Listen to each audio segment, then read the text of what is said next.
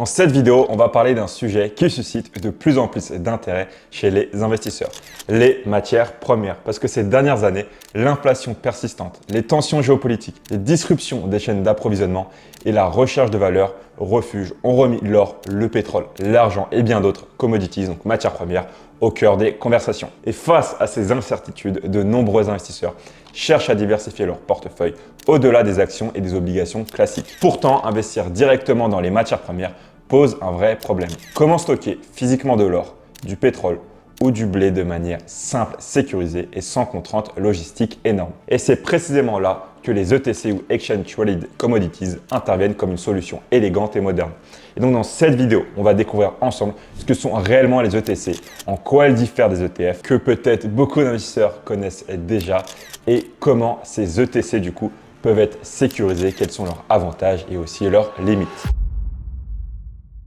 Donc partie 1, qu'est-ce qu'un ETC simplement? Donc commençons par le commencement, qu'est-ce qu'un ETC exactement? Donc un ETC c'est Exchange Traded Commodity, c'est un titre financier coté en bourse qui permet d'investir facilement dans le prix d'une matière première ou d'un panier de matières premières. Et il fait partie de la famille des ETP, donc les Exchange Traded Products, et les ETP a comme fils ou fille les ETF, ETN et du coup ETC. Donc quand on achète un ETC, on n'achète pas la matière première elle-même, mais un produit qui réplique très fidèlement l'évolution de son cours. Donc pour mieux comprendre, on va imaginer ce cas. Au lieu d'acheter des lingots d'or physiques qu'on va devoir ensuite détenir et stocker dans un coffre-fort, payer des assurances dessus et gérer la sécurité, on peut simplement acheter un ETC sur l'or depuis notre compte titre habituel, comme si on achetait une action. Et le prix de l'ETC va ensuite monter ou descendre en fonction du prix de l'or sur le marché mondial et sans qu'on ait besoin à toucher ce métal précieux.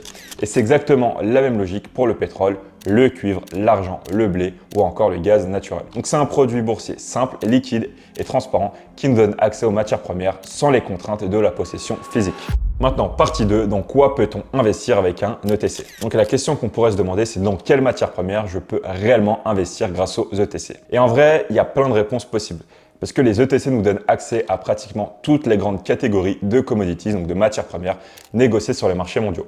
On peut investir dans les métaux précieux comme l'or et l'argent, mais aussi le platine. Ces ETC sont particulièrement populaires puisqu'ils permettent souvent un dépôt physique des métaux dans des coffres sécurisés. On a également accès aux matières premières énergétiques avec pétrole brut, gaz naturel ou encore des produits raffinés. Du côté de l'agriculture, on a les ETC qui couvrent le blé, le maïs, le soja et d'autres soft commodities. Et enfin, on peut aussi investir dans les métaux industriels comme le cuivre, l'aluminium ou le zinc qui sont très sensibles à la conjoncture économique mondiale. Il y a certains ETC qui vont encore plus loin en répliquant non pas une seule matière première, mais un indice complet de commodities qui nous offre donc une exposition diversifiée à plusieurs catégories en une seule ligne. Et ce qui rend les ETC particulièrement intéressants, c'est qu'ils transforment les matières premières en une véritable classe d'actifs à part entière. Et ça au même titre que les actions ou les obligations. Donc il permet donc aux investisseurs particuliers comme institutionnels d'ajouter une diversification réelle à leur portefeuille parce que les commodities ont souvent un comportement différent des marchés financiers traditionnels, surtout en période d'inflation ou de tensions géopolitiques. Et grâce à cette flexibilité, les ETC ouvrent la porte à une stratégie d'investissement plus complète et plus résiliente. Maintenant, on va s'intéresser à ce qui rend les ETC à la fois proches et différents des ETF que beaucoup d'investisseurs ont déjà dans leur portefeuille. Donc partie 3, ETC vs ETF, la différence. Donc il est essentiel de bien comprendre ce qui distingue réellement un ETC d'un ETF. Parce que derrière, il y a une différence technique majeure qui impacte directement la sécurité en tant qu'investisseur au niveau de ses actifs. Donc les ETF ou Exchange Traded Funds sont structurés comme des fonds d'investissement. Concrètement, quand on achète des parts d'un ETF, notre argent est placé dans un patrimoine séparé, protégé par la loi. En cas de faillite de la société de gestion, nos actifs restent à l'abri des créanciers, ce qu'on appelle la séparation du patrimoine. Nos investissements sont juridiquement isolés. Les ETC, eux, en revanche, sont des produits de dette, plus précisément des obligations aux porteurs à durée indéterminée. En termes simples, lorsqu'on achète un ETC, on prête de l'argent à l'émetteur, une banque ou un établissement financier, et en échange, cet émetteur s'engage à nous rembourser une somme qui suit l'évolution du prix de la matière première. Et c'est là que réside le risque principal, le risque d'émetteur. Si l'émetteur fait faillite, on devient un créancier comme les autres et on risque de ne pas récupérer la totalité du capital ou seulement une partie. Et pourquoi les ETF ne peuvent-ils pas facilement répliquer une seule matière première physique comme l'or ou le pétrole? Parce que c'est une question de réglementation et de structure. Les vrais ETF sont soumis à des règles strictes de diversification, notamment avec les directives UCITS en Europe. Donc ils sont conçus pour détenir un panier d'actifs financiers, actions ou obligations. Et détenir physiquement du pétrole ou du blé pose des problèmes complexes de stockage, d'assurance et de réglementation que la structure fonds gère moins bien. Et c'est pourquoi, pour une exposition précise et ciblée sur une seule commodity, en général les ETC, c'est souvent la solution technique privilégiée. Donc la conséquence concrète pour nous en tant qu'investisseurs, c'est qu'avec un ETF, le risque principal reste la variation du marché sous-jacent. Avec un ETC, on ajoute un risque supplémentaire, celui de la solidité financière de l'émetteur. C'est pourquoi il est indispensable de choisir des ETC bien garantis, émis par des institutions solides, et cette différence n'enlève à rien aux nombreux avantages des ETC, mais elle exige une vigilance particulière. Et c'est précisément pour atténuer ce risque d'émetteur que les ETC intègrent différents mécanismes de garantie. Et donc maintenant, on va détailler ces protections dans la prochaine partie. Partie 4, comment fonctionne un ETC? Donc un ETC fonctionne en répliquant le plus fidèlement possible le prix de la matière première ou de l'indice de commodities qu'il suit. Ça signifie que si le cours de l'or monte de 5% sur le marché mondial, la valeur d'un ETC or devrait en théorie augmenter dans des proportions très proches. Et pour y parvenir, les émetteurs utilisent de grandes approches. La première, c'est la réplication physique ou adossée physiquement.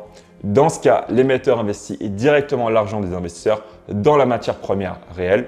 On va prendre l'exemple de l'or. Les lingots sont achetés et stockés dans des coffres forts hautement sécurisés et gérés par un dépositaire indépendant. Et donc notre ETC représente alors une part proportionnelle de ces lingots physiques. Et c'est la forme la plus directe et souvent la plus rassurante, surtout pour les métaux précieux. La seconde approche est synthétique via des produits dérivés, principalement des contrats à terme ou des futures. Un futur, c'est un contrat qui fixe aujourd'hui le prix d'achat ou de vente d'une matière première à une date future. Pour les commodities comme le pétrole ou le gaz, où le stockage physique est complexe et coûteux, l'émetteur utilise ces contrats pour reproduire l'évolution des prix sans détenir la matière première elle-même. Donc ces contrats sont régulièrement renouvelés, donc c'est un processus appelé roll-over qui peut générer des coûts ou des gains supplémentaires selon la structure du marché des futures. Donc pour résumer, peu importe la méthode choisie, le mécanisme reste le même pour nous en tant qu'investisseurs. On gagne de l'argent lorsque le prix de la matière première sous-jacente augmente, ce que la valeur de notre ETC s'apprécie en conséquence. Inversement, on subit une perte si le prix baisse. Notre gain ou perte se réalise simplement lorsqu'on vend nos parts sur le marché boursier comme pour une action. Donc c'est une exposition pure au prix de la matière première sans intermédiaire physique ni revenus supplémentaires. Partie 5, combien ça peut rapporter? Donc déjà, les ETC n'offrent aucun rendement fixe. Contrairement à une obligation qui verse des coupons ou à une action qui peut distribuer des dividendes, un ETC ne génère pas de revenus réguliers par lui-même. Sa performance dépend exclusivement de l'évolution du prix de la matière première qu'il réplique. Si le cours monte parce qu'il y a un choc de demande, l'investissement s'apprécie. S'il baisse parce qu'il y a un choc d'offre, le capital diminue. Et pour illustrer cela avec exemple concret, on va imaginer un ETC sur l'or physique. Entre 2020 et aujourd'hui, l'or a connu des hausses significatives en période d'incertitude, offrant des plus-values intéressantes à ceux qui l'ont détenu. À l'inverse, un ETC sur le pétrole peut connaître des variations très fortes, une hausse spectaculaire en cas de tension géopolitique, comme ce qu'on a en ce moment, mais aussi des chutes brutales lorsque l'offre dépasse la demande. Et c'est là une différence majeure avec d'autres classes d'actifs. Les actions peuvent générer des dividendes et bénéficier de la croissance des entreprises. Avec un ETC, on investit donc uniquement sur l'appréciation du prix de la matière première elle-même. Il n'y a pas de coupon, de loyer, de dividendes, uniquement le mouvement du cours de l'actif. Et cette caractéristique rend les ETC particulièrement adaptés à la diversification et à la protection contre l'inflation, mais ça exige une bonne tolérance à la volatilité, parce que leur performance est aussi influencée par d'autres facteurs comme le risque de change lorsque la matière première est cotée en dollars, ou les frais de gestion et de stockage qui viennent légèrement réduire le rendement net. En résumé, un ETC, c'est pas un produit qui rapporte au sens traditionnel du terme, c'est un outil de diversification dont la performance dépend entièrement de l'évolution du prix de ces matières premières. Et donc cette absence de rendement fixe, cette exposition directe au prix explique à la fois le potentiel et le risque des ETC. Partie 6, les avantages et les risques des ETC. Donc tout d'abord, ils offrent un accès simple et direct aux matières premières. On peut investir dans l'or, le pétrole ou le blé depuis notre compte titre habituel en quelques clics sans aucune contrainte logistique. Ensuite, ces produits bénéficient d'une liquidité exceptionnelle. Comme une action classique, on peut en acheter ou vendre en continu pendant les heures de bourse à des prix transparents avec des spreads généralement très serrés. Autre gros avantage, ils permettent une véritable diversification de notre portefeuille puisque les matières premières ont souvent une corrélation faible, voire négative avec les actions et les obligations. Donc ça aide à mieux résister en période d'inflation ou de turbulence économique. Et en plus, les ETC nous dispensent totalement du stockage physique. On n'a plus besoin de gérer des lingots d'or, des contrats de livraison de pétrole ou des silos de céréales. Tout est pris en charge par l'émetteur, tandis qu'on peut profiter simplement de l'évolution du cours. Et enfin, leurs frais sont généralement très compétitifs et leur structure est transparente, ce qui les rend attractifs pour les investisseurs particuliers comme pour les institutionnels. Après, cette vidéo elle est faite sur les ETC, donc bien sûr je parle des avantages, mais il y a aussi les inconvénients à avoir en tête avant d'investir dessus. Donc premièrement, le risque le plus important et le plus spécifique aux ETC, c'est les risques d'émetteurs. Parce que comme on l'a déjà vu dans cette vidéo, un ETC est une obligation au porteur. Si l'établissement financier qui émet fait faillite, on devient un créancier ordinaire et on risque de perdre une partie, voire la totalité de notre capital. Et c'est la différence fondamentale avec un ETF où le patrimoine est juridiquement séparé et protégé. Aussi, on a le risque de marché qui est lié à la forte volatilité des matières premières. Les prix de l'or, du pétrole ou du maïs peuvent fluctuer de manière spectaculaire en fonction de facteurs géopolitiques, climatiques ou de l'offre et la demande. Donc cette volatilité peut générer des pertes importantes à court terme. Il faut également prendre en compte le risque de change, parce que la plupart des matières premières vont être cotées en dollars américains. Et nous, en tant qu'investisseurs européens voire français, on va investir en euros, donc on a le risque de change euro-dollar à prendre aussi en compte. Après, on a aussi certains ETC qui proposent une couverture de change, mais c'est pas systématique et ça peut entraîner des coûts supplémentaires. Donc globalement, un ETC est plus risqué qu'un ETF de par sa structure. Et c'est pourquoi il est crucial de bien sélectionner ces ETC. Après, les émetteurs ont bien sûr mis en place différents mécanismes de garantie pour réduire fortement ce risque d'émetteur. Et on va détailler tout ça dans la prochaine partie pour qu'on puisse comprendre en détail comment choisir en connaissance de cause.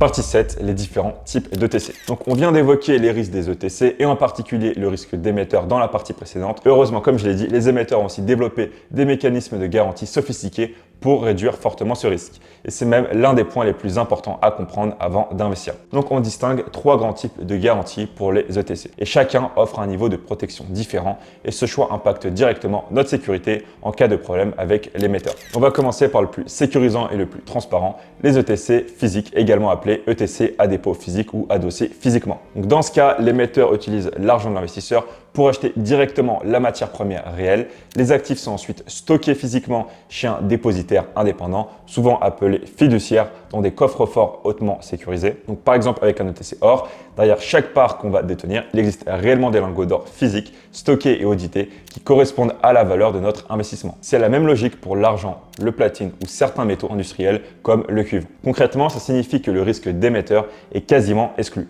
Et même si la banque émettrice faisait faillite, les matières premières physiques restent notre propriété proportionnelle et ne font pas partie de la masse des créanciers. Donc on peut en théorie prétendre à la livraison physique dans certains cas, même si la plupart des investisseurs revendent simplement leur ETC en bourse. Maintenant, le deuxième type d'ETC, c'est ceux qui sont entièrement garantis, parfois appelés ETC collatéralisés. Ici, il n'y a pas de matière première physique stockée. La garantie repose sur des actifs financiers de haute qualité, comme des dépôts en espèces auprès d'institutions solides ou des actions et obligations très bien notées. Donc ces actifs servent de collatéral, c'est-à-dire de garantie réelle pour couvrir la valeur de l'ETC. Et ce mécanisme offre une très bonne protection parce que les garanties sont liquides et la qualité est élevée. Mais le risque d'émetteur n'est pas totalement éliminé. Là, il est fortement réduit, oui, mais il dépend encore de la solidité de ses actifs collatéraux et de la gestion de l'émetteur. Et enfin, le troisième type, c'est les ETC avec une garantie tierce ou couverture par un tiers.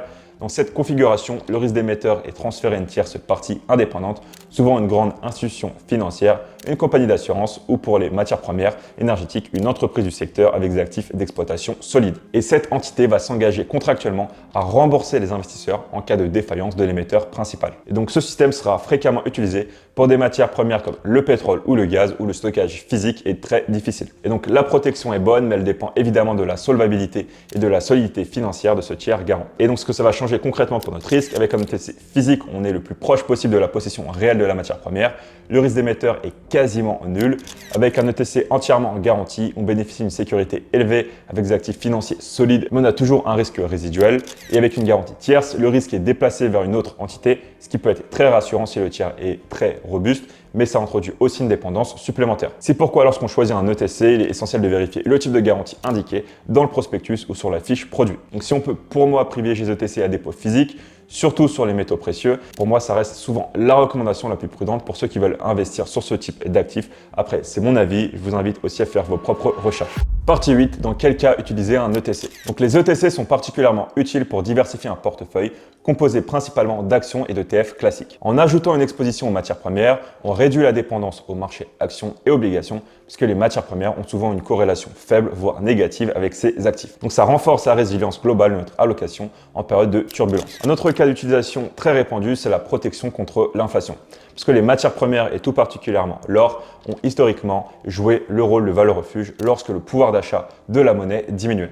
Donc un ETC sur l'or physique permet ainsi de préserver le pouvoir d'achat de notre capital sans les contraintes de stockage. On peut également utiliser les ETC pour parier sur un cycle de matières premières. Par exemple, si on anticipe une forte demande en cuivre liée à la transition énergétique ou une hausse du pétrole due à des tensions géopolitiques. Donc, un ETC ciblé peut nous offrir une exposition directe et rapide à cette tendance. Donc, pour illustrer cela avec des cas concrets, on va imaginer un investisseur qui souhaite équilibrer un portefeuille 60% actions, 40% obligations, pour allouer 5 à 15% à des ETC en plus sur l'or et l'argent pour se protéger contre l'inflation. Un autre plus dynamique pourra ouvrir une position sur un ETC pétrole pendant une période de reprise économique mondiale pour profiter de la hausse des prix énergétiques. Enfin, un investisseur long terme pourra détenir un panier d'ETC sur un indice de commodities pour bénéficier de la croissance structurelle de la demande en matières premières. Bien sûr, il faut que ça soit ses convictions. Donc les ETC ne sont pas faits pour remplacer des actions ou des ETF, mais pour compléter une partie du portefeuille et lui apporter une dimension supplémentaire de diversification et de protection.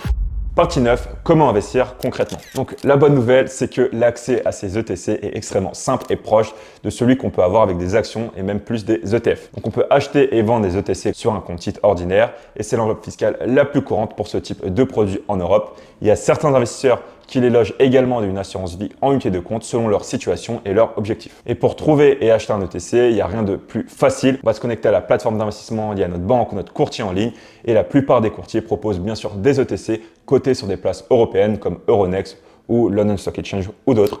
Il nous suffit juste de taper le nom de la matière première ou le code ISIN dans le moteur de recherche de la plateforme, puis de passer un ordre d'achat comme pour une action classique. Et bien sûr, si on veut vendre, passer un ordre de vente. Et pour chercher des ETC, on peut aller sur Just ETF qui catalogue tous les ETC et ensuite on va pouvoir voir toutes les informations nécessaires pour savoir est-ce que cet ETF nous correspond. Et bien sûr, avant d'acheter un ETC, il faut prendre le temps de vérifier plusieurs éléments essentiels pour investir en toute sérénité. Tout d'abord, il faut voir le type de garantie. Privilégier les ETC à dépôt physique pour les métaux précieux, ce qui minimise fortement le risque d'émetteur. On peut aussi consulter ensuite la solvabilité de l'émetteur. Les grandes banques et institutions financières bien notées sont généralement plus rassurantes. On va également checker les frais, donc le taux de coût total annuel, le TER, qui est généralement entre 0,1% à 0,5%. Il ne faut pas oublier les frais de transaction de change, parce que souvent c'est coté en dollars, éventuellement de stockage ou de rollover des futures. Aussi, il faut lire attentivement le prospectus ou la fiche produit, parce que ça détaille la structure exacte, aussi le mécanisme de réplication, les risques et les conditions de garantie. Et ces documents sont disponibles directement sur le site de l'émetteur ou sur le site du courtier. Aussi, il faut faire attention aux actifs sous gestion. En général, aller sur des ETC avec au moins 100 millions de dollars sous gestion. Donc en suivant ces quelques vérifications, on peut intégrer les ETC de manière réfléchie et plus sécurisée à notre portefeuille. Donc pour conclure, les ETC ne sont pas un produit miracle ni un placement à risque excessif. Pour moi, c'est simplement un complément intelligent à une stratégie d'investissement bien construite, à condition de les sélectionner avec rigueur et de les utiliser dans des proportions raisonnables. Et maintenant, si vous souhaitez aller plus loin et approfondir votre maîtrise des marchés financiers, j'ai préparé pour vous une formation 100% gratuite qui va vous expliquer étape par étape comment faire pour investir intelligemment en bourse en 2026. Donc si ça vous intéresse, le lien est en description juste en dessous. Et si vous voulez aussi obtenir ma liste des meilleurs ETC et ETF en 2026, je vous la mets en description. Donc je vous invite à vous abonner si ce n'est pas encore fait, à liker cette vidéo et bien sûr, je serais très preneur d'avoir votre avis sur les ETC. Est-ce que vous croyez à ce genre d'actifs? Est-ce que vous investissez dessus? Je répondrai à tout le monde dans les commentaires. Donc, merci d'avoir regardé cette vidéo jusqu'au bout. On se retrouve très bientôt pour une prochaine vidéo et on se dit à très vite.